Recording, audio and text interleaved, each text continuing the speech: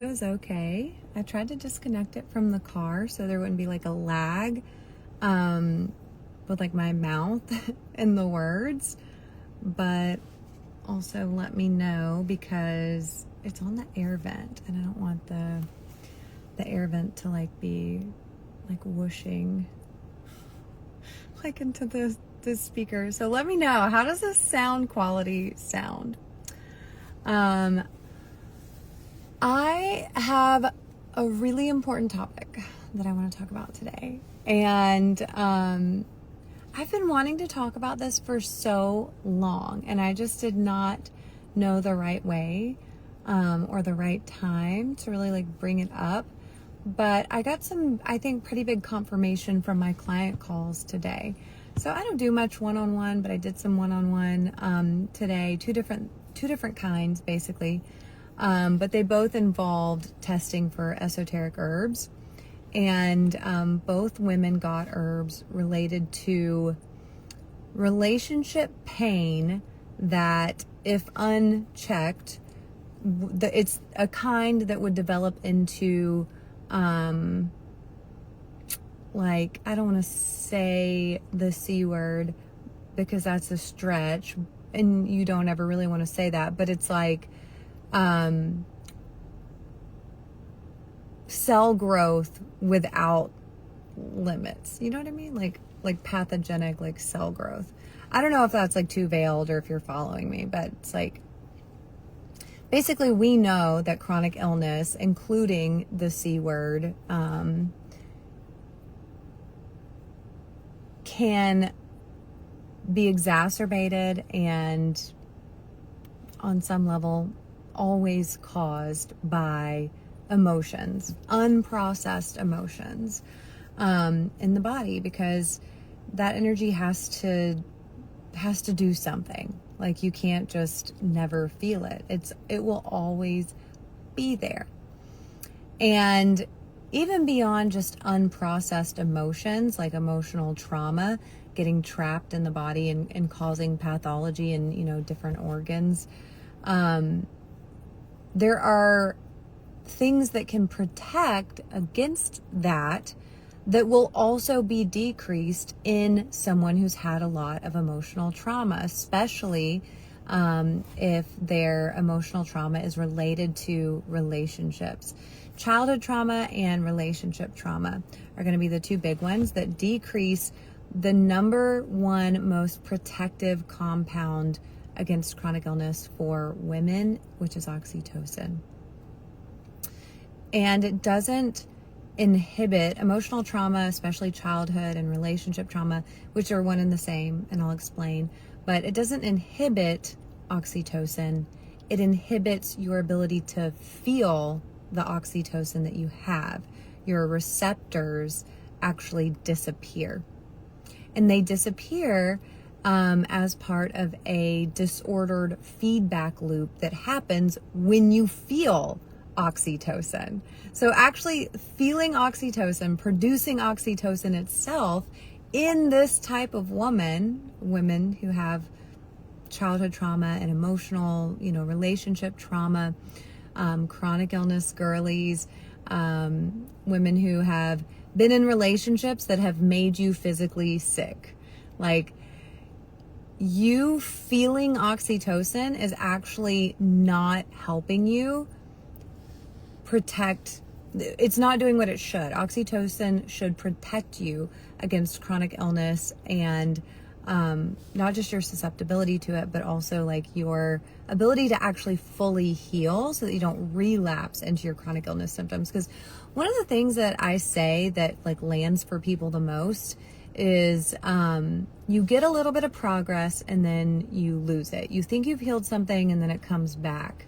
It's, one step forward, two steps back, or, a supplement stops working after 3 months.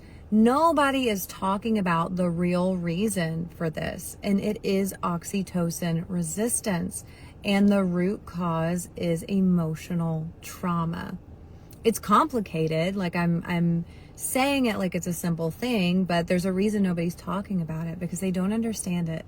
And they don't even know about it. But it's even once you know about it, it's not easy to understand because we just don't study women. Like, men have a different oxytocin pathway, but even men can't live a healthy, long, fulfilling life without feeling oxytocin, without having active and healthy oxytocin receptors. That's if you have heart disease in your family, if the men in your family tend to die young from heart attacks, you came by this naturally because they have a similar thing going on, but their own kind of different version that we won't talk about. But it created you. It created you in childhood by you observing how your parents interact with each other. And that determined the partners that you choose and how you interact with them as an adult.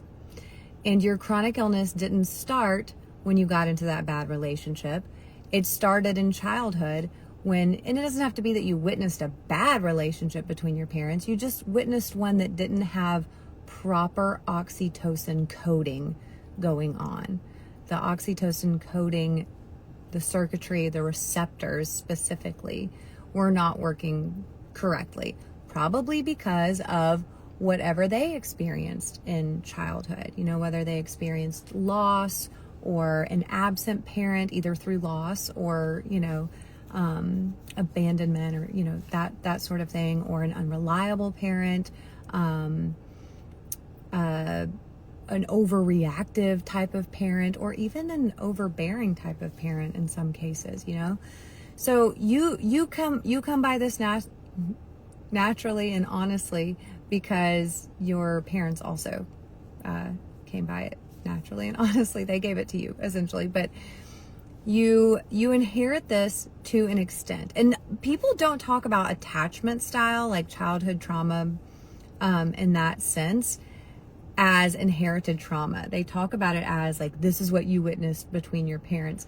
But if you really think about it, and if you really understand how trauma works, it is inherited. It is a part of a pattern. You inherit the biochemical predisposition, and then what you observe from your parents was coded by what they experienced in their childhood. So you do actually kind of inherit your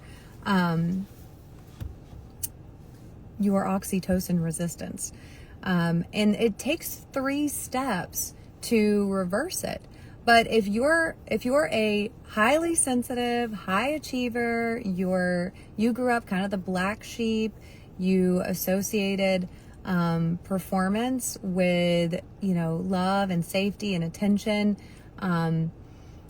you probably have oxytocin resistance. You've probably, even if you're with a good partner now, you've probably been in a lot of relationships that made you sick, that triggered your chronic illness, that kept you susceptible to chronic illness. You probably realized this around the 3-month mark, maybe even had like the full come to Jesus crash out moment around like the 7 to 9 month mark. And it's a pattern that you have in all your relationships, for the most part, and it doesn't self-correct. Okay. So when you hear relationship influencers giving advice on healing your attachment style, this specific type of attachment style, and when I say attachment style, for those of you who don't know, I'm talking about the way you learned to be in a relationship by witnessing how your parents were in relationship to each other, which was determined by the trauma they experienced in childhood. So we're going back generations here, okay? People talk about healing attachment trauma like it's a series of like steps that you have to keep on top of, and things you need to say in your relationships, and how you need to communicate, and the type of partner that you choose, and all of this. And that's very true. Those things are extremely helpful for becoming secure in a relationship, but it doesn't address the underlying root cause, which is the oxytocin resistance. And for us chronic illness girlies, we might not necessarily care about having a relationship or a secure relationship, or we might be in a secure relationship and it still didn't fix our chronic illness, because there's still damage that's been done that you can't therapy your way out of. You can't couples counseling your way out of your chronic illness susceptibility because of your oxytocin resistance. You have to go back and correct the biochemical imbalance, the neuroendocrine imbalance that happened in your body, the autonomic imprint, or the imprint in your autonomic nervous system that is tied to your oxytocin receptors and the organs, and especially your pelvic area, that are really dense in oxytocin receptors. So having these two clients this morning who got very similar results with herbs, which I had never really seen many people get these herbs come up. But the herbs, the esoteric herbs, and we're testing out of like 700 or 800 possibilities, okay? And we're blind testing too. We're just looking for the priority, the thing that is most important for them to heal right now. And they both got relationship pain that will, if unchecked, if unaddressed, will compound and turn into chronic illness. Serious chronic illness, okay? And these are women who already experience chronic illness, so it's not like a far stretch of the imagination. You know what I mean? But I think this was just a sign that like this is the time for me to actually start talking about it, because I've been researching this for at least the past year now, and using all three of these steps to correct this problem without knowing what I was doing. Since like 2017, 2018 in some way. And now I just have better and better tools to do it. Like now I've just refined this to like a really, really high degree.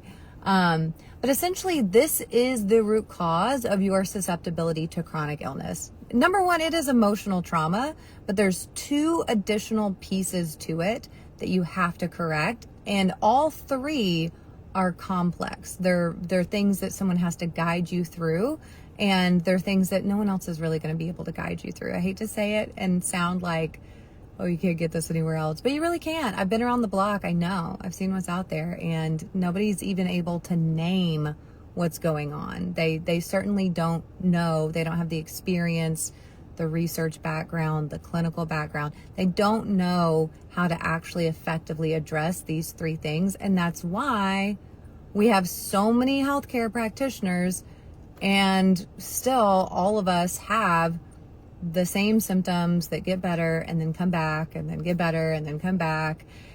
It's actually like we're not that unique. We are, I will say this, we are unique in that we are the most rare type of like attachment style out there.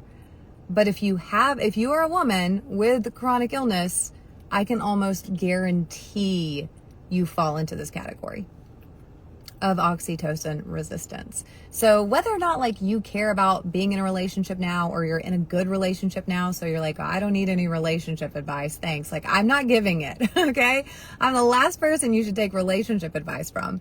But what I do know is that that is a warning sign. If you've been in a series of bad relationships and they have contributed to your chronic illness, that is a sign that you fall into this category and you need to fix this root cause with these 3 steps. So I don't have a keyword for you to comment to learn more about this. I'm just trying to let you know that I'm about to open up spots in the group program. I'm going to guide a small group of 10 women to fix this for good, to fix your root cause susceptibility over the next 6 months. So if you want to get one of those spots before it even launches, like just shoot me a DM. I have a link. I can get you in there now. I don't have a keyword for you to get it like auto DM. So I'm at car pickup. I'm going to get out of here and love you, mean it.